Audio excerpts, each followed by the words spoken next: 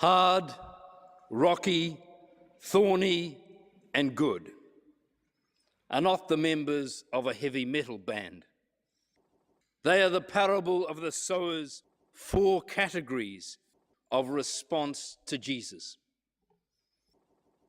These categories are pivotal to Mark's gospel in that they provide the means for understanding many of the different characters and stories in that gospel. The first category is the hard ground. Here, the truth in Jesus doesn't take root at all. Mark portrays the scribes, Pharisees, and Jerusalem religious leaders as never really hearing Jesus' message, but instead calling him a blasphemer from the first time they hear him until their last. Ominously, in the explanation of this parable, the character Satan is first associated with the Jewish opposition.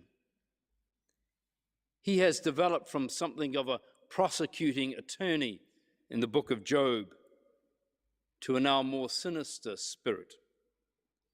Later, he will become a demigod.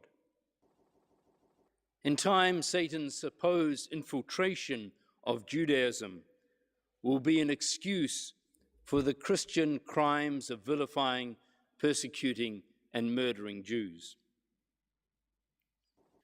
The second category is the rocky ground. Here, the truth in Jesus sprouted, but had very shallow roots. When persecution came, they withered. In Mark's gospel, the 12 male disciples are portrayed as the rocky ground. Peter, James, and John, the paramount leaders, initially reacted positively to Jesus' call. But when the soldiers come to arrest Jesus, they all fled. Peter eventually denied him 3 times. These men embraced the truth with enthusiasm, but when the heat came on, they folded. One of the debates about the authorship of Mark's gospel is why, if Mark was allegedly a follower of Peter in Rome, as has traditionally been maintained, why then does the gospel portray Peter so negatively? The third category is the thorny ground. Here, the truth in Jesus is choked out by the love of affluence and influence. Think of Herod, who hears John the Baptist gladly, but has him beheaded rather than violate an oath made before guests. Think of Mark's Pilate, who knew Jesus was innocent, but ordered him crucified because he wanted to please the crowds. Think of the rich man who obeyed all the commandments, but could not bring himself to sell his possessions. They all glimpse the truth, but in the end refuse to act on it because of their concerns about reputation, authority, and wealth. Truth is choked off and dies. The last category is the good soil. Here, the truth of Jesus flourishes. Within Mark's gospel, there are many, mostly anonymously, who come to Jesus in faith, are healed or saved by it, and then tell others. It's in this last category that most of the women in the gospel belong. The social roles of women in first century Greco-Roman society were very curtailed. Male honor in public depended on winning contests of wit, strength, or rhetoric. What's new, you might say? And in private, on asserting authority over women of their class and men and women of lower classes. For women, however, winning public honor was virtually impossible, and any public display strongly discouraged. Women could, however, avoid shame by submitting to the authority of male superiors.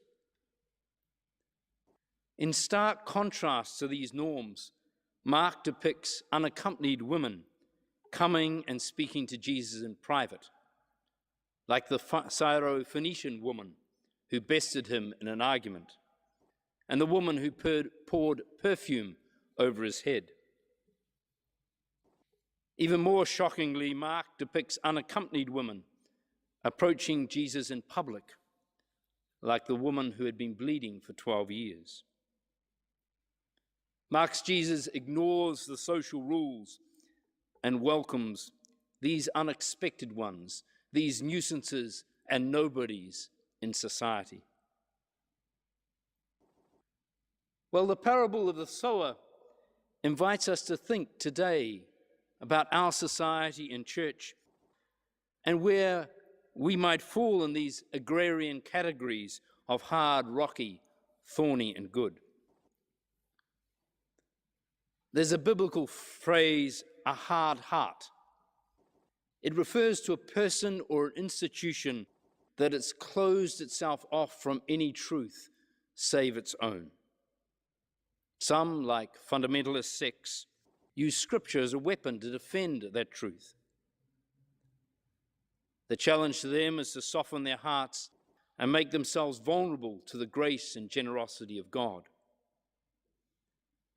Yet hard hearts are not the sole preserve of some fundamentalists. We too, extending the metaphor, are susceptible to the fatty foods of stereotypes and quick-fried answers, welcoming the presence and possibilities of the foreign, the difficult, and the different is a spiritual discipline we all need. The rocky ground is a challenge to us churchgoers, the inheritors of the mantle of discipleship. We go to church, sing hymns, help and care. But when we have to stand up or stand out for what we believe, we can wither. The challenge is to be rooted in prayer and use it to sustain our courage. By prayer, I do not mean simply addressing an invisible deity. Rather, I mean opening ourselves to all that is holy, including the lives and suffering of others and our own life and suffering. As the prayer book says, we immerse ourselves in the great compassion and let that compassion flow through us. The strength to stand comes not through developing the muscles or the mind, but by being steeped in compassion. The thorny ground, where the desire for influence and affluence chokes off truth, is a salient reminder of the shortcomings of our success-orientated culture. This culture, so prevalent, is in essence a heresy. It holds up the rich and powerful as models, whereas Mark's gospel holds up the blind, bleeding, outspoken, and ostracized. Yet rather than pick out rich and powerful characters to vilify, as some in the media do, we need to face ourselves. The challenge is to let go of our dreams of money and control. For the pull to have more is a very potent current. Instead, we need to stand firm in the truth we find in Jesus, the truth of gift, grace, and compassion. Lastly, there is the good soil. We all like to imagine ourselves in this category. Yet Mark instead tells us to prepare for the unexpected, the ones outside religion's official gates, that might occasionally amble in late and ill-attired. His good soil is those on the margins. The challenge to us is not to judge and not to presume. God's angels, and the word angelos means messengers. God's messengers come in many guises. I'm reminded of Jeffrey, not his real name, who regularly attends the morning service at St. Bartholomew's, not the real church. Jeffrey is easy to please. He doesn't need a service sheet, a welcoming smile, or a cup of tea afterwards. He doesn't complain about the new hymn or the length of the sermon. He makes no demands. He simply falls asleep, soothed by the dry and padded pews, and continues in that blissful state throughout the morning. So deep is his sleep that he has no idea of the loud buzz-saw noise emanating forth from his mouth. Now, the vicar and parishioners of St. Bartholomew's, to say nothing of the choir, have tried in vain to curtail his cacophonous output. They've assigned minders to him, nudging him awake, but with little success.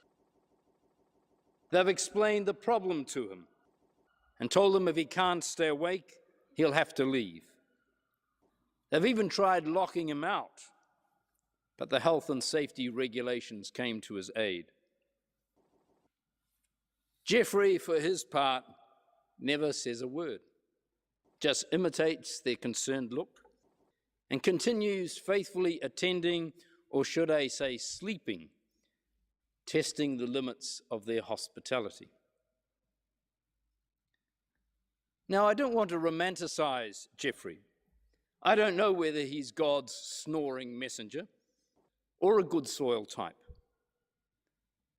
But Mark's gospel tells me not to presume he isn't.